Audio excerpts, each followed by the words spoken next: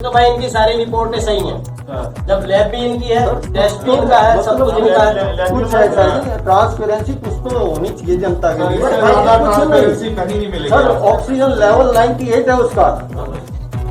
कल देखिएगा, ये डॉक्टर विनय विशाल नर्सिंग होम है और यहाँ पर परसों हमारे ब्राह्मण देव हैं, बहुत गरीब ब्राह्मण हैं और इनकी माताजी की तबीयत खराब हुई होगी। इन्होंने अपनी माताजी को यहाँ लाए होंगे दिखाने के लिए। इन्होंने उनका सीटी स्कैन कर उन्हें कोविड वार्ड में भेज दिया। जबरदस्ती भेजा। इनसे पैसे ले लिए, लगभग 30,000 रुपये इनसे जमा करा लिए गए थे। कल लेके आए थे? परसों। अच्छा, हाँ, ठीक है। और जब इनका वैसा एक टेस्ट होता है जिसकी रिपोर्ट कम से कम 36 घंटे बाद आती है। अब 36 घंटे बाद की रिपोर्ट आने से पहले ही इन्होंने डिक्लेयर करके पेशेंट को सस्पेक्ट के आधार पर कोविड वार्ड में भेज दिया। ठीक है सर, नहीं हो उस आदमी को कोविड तो भी कोविड पॉजिटिव हो जाएगा क्योंकि वो कोविड वार्ड में पड़ा है सर। आपने जो वीडियो देखा है, ये वीडियो रुड़की से आया है और इस वीडियो की सच्चाई क्या है, कौन वो व्यक्ति है जो इस वीडियो में डॉक्टरों से बातचीत कर रहा है, सवाल कर रहा है उन मरने वाले लोगों के बारे में जो बेवजह पैसे ऐंठ रहा है मरीजों से। मैं बात कर रहा हूं इस वीडियो की जो आपने देखा है। अब आपको मिलवाते हैं उसी व्यक्ति से। वो व्यक्ति रुड़की से है और मैं उनसे मुलाकात कराऊंगा आपकी और उनसे कुछ सवाल करेंगे। मेरे साथ है दीपक लाखवान जी। स्वागत है आपका दीपक लाखवान जी समाचार इंडिया में। नमस्कार सर, ये वीडियो का सच्चाई क्या है? ये वीडियो जो शूट किया गया सोशल मीडिया पर खूब वायरल हो रहा है और कुछ लोग आपकी तारीफ भी कर रहे हैं। इस वीडियो की सच्चाई क्या है, सबसे पहले आप इसी पर बताइएगा। धन्यवाद अब्दुल भाई। सबसे पहले तो मैं आपके समाचार इंडिया का जो है स्वागत करता हूं कि आप लोगों ने मतलब जो है मुझे ढूंढ करके यहाँ तक बुलाए कि भाई आपसे जो कुछ पूछना है।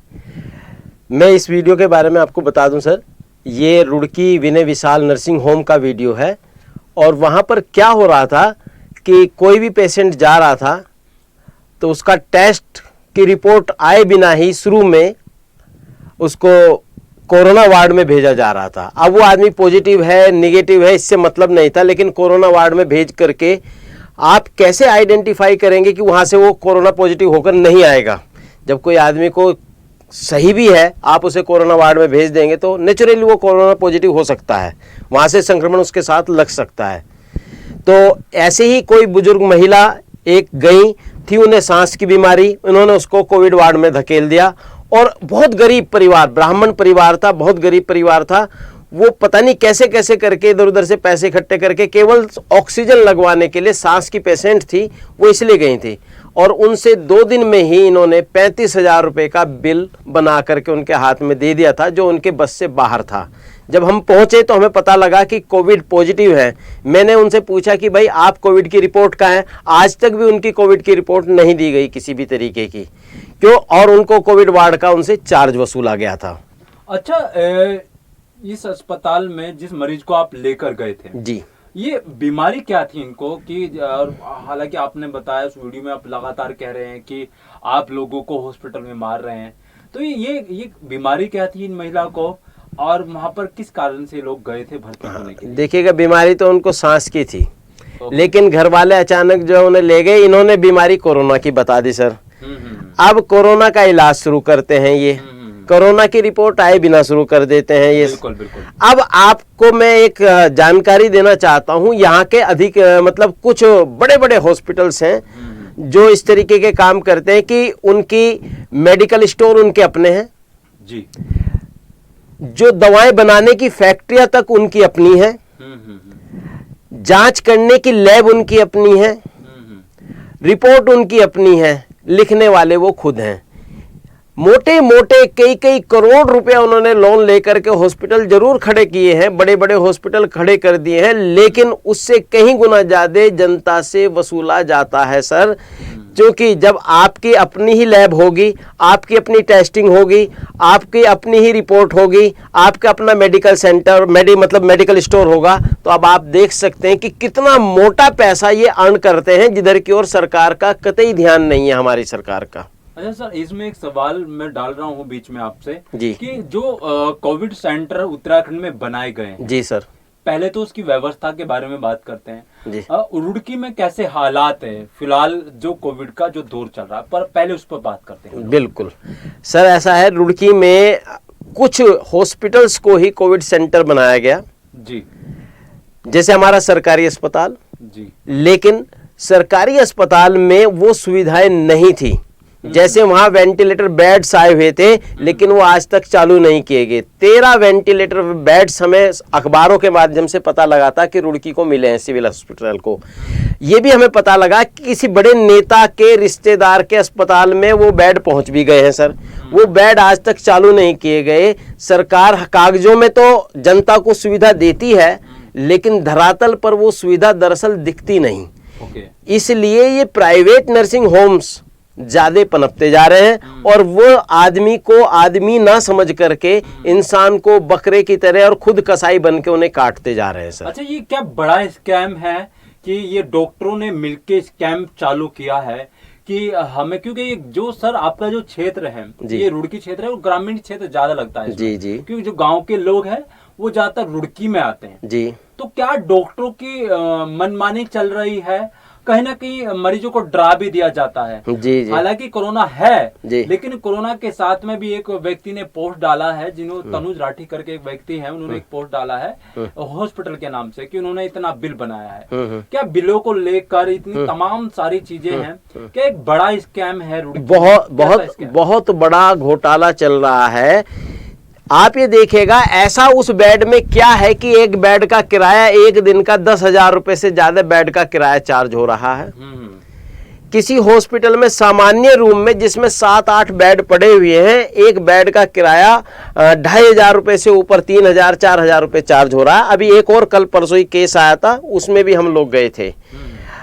ऑक्सीजन सरकार तो कह रही हम फ्री ऑक्सीजन दे रहे हैं, बिल्कुल ठीक। ऑक्सीजन के चार्ज हॉस्पिटल कम से कम 1,500 रुपए पर डे के हिसाब से लगा रहे हैं। मुझे अगर पता होता तो मैं आपको बिल भी दिखाता, जिसमें 1,500 रुपए चार्ज दिखा रखा उन्होंने एक दिन का सर। और कुछ हॉस्पिटल ऐसे हैं यहाँ पर जो फर्जी चल रहे हैं रुड़की के अंदर, कि बाहर तो बोर्ड लगा है किसी और नाम का, अंदर बिल किसी और नाम का कट रहा है, मेडिकल स्टोर किसी और नाम से चल रहा है। जैसे यही भगत सिंह मूर्ति तिराहे के पास में एक हॉस्पिटल है, उसमें एक बुजुर्ग व्यक्ति सीनियर सिटीजन गए, उनकी उम्र 75 साल के आसपास थी, उन्हें कमजोरी थी, उन्होंने 1 यूनिट ब्लड की चढ़वाई। यूनिट ब्लड की उनके घर वालों ने ला कर दी, और उनसे 2 दिन रहे। 2 दिन में 22,000 22,500 रुपए भी ले लिए, और उनके साथ मारपीट भी की गई, जिसकी रिपोर्ट हमने एसपी देहात साहब के यहाँ जमा दे दी गई है।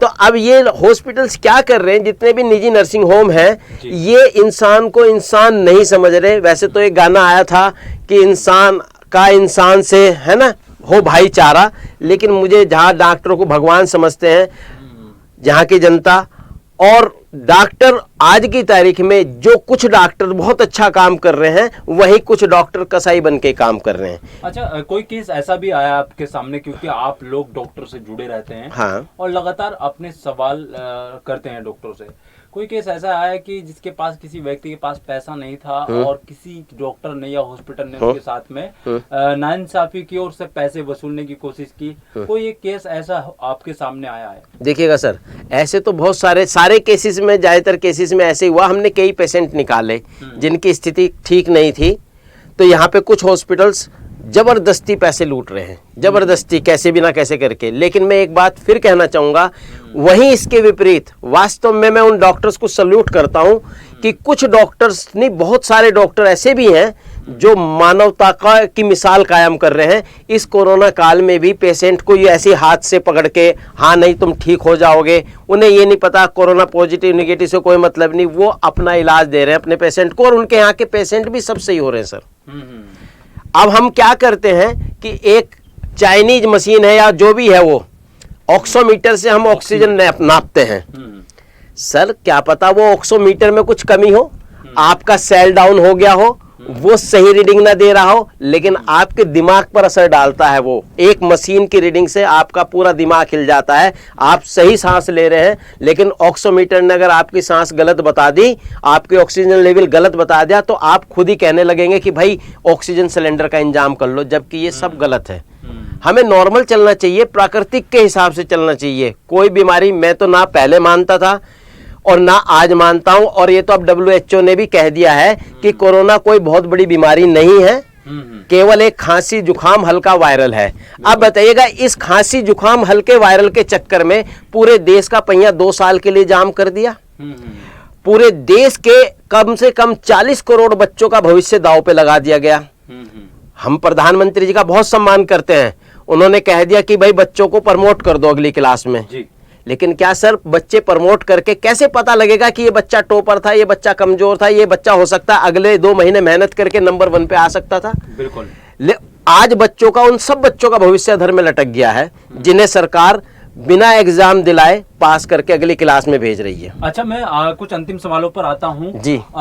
ऑक्सीजन की स्थिति कैसी थी रुड़की में? क्योंकि 10 दिन पहले हाँ। देहरादून, उधम सिंह, उत्तरकाशी, पहाड़ की अगर बात करें, हालात बहुत बुरे थे। जी। सरकार ने जो नंबर भी प्रकाशित किए थे, वो नंबर उठाए नहीं जा रहे थे, और डेड बॉडी जितनी थी, लगातार कहीं ना कहीं से बातें आ रही थी कि लोग यहाँ पर भी मर रहे हैं, यहाँ पर भी मर रहे हैं ऑक्सीजन की कमी से। तो अच्छा। क्या हालात थे रुड़की में? मैं बता दूं सर, ऑक्सीजन के बारे में, ऑक्सीजन जहां सरकार एक तरफ फ्री में देने का दावा कर रही है, हॉस्पिटल्स अपनी जिम्मेदारी पूरी नहीं कर रहे हैं, समय से ऑक्सीजन नहीं मंगा रहे हैं। मैं ऑक्सीजन का दोष एक शख्स को नहीं दूंगा, सबको ही दूंगा। इसमें डॉक्टर्स भी बराबर के भागीदार हैं।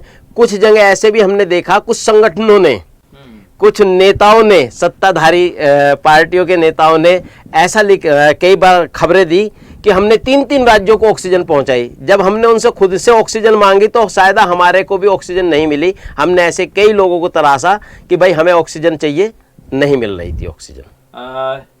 ये बात मैं यहीं खत्म करता हूं, और अगली बार नए मुद्दे पर बात करेंगे। उन मुद्दों पर बात करेंगे जो राजनीति से भी जुड़े होंगे, उन मुद्दों पर भी बात करेंगे जो इस सत्ताधारी नेताओं से जुड़े होंगे। आप देख रहे हैं समाचार।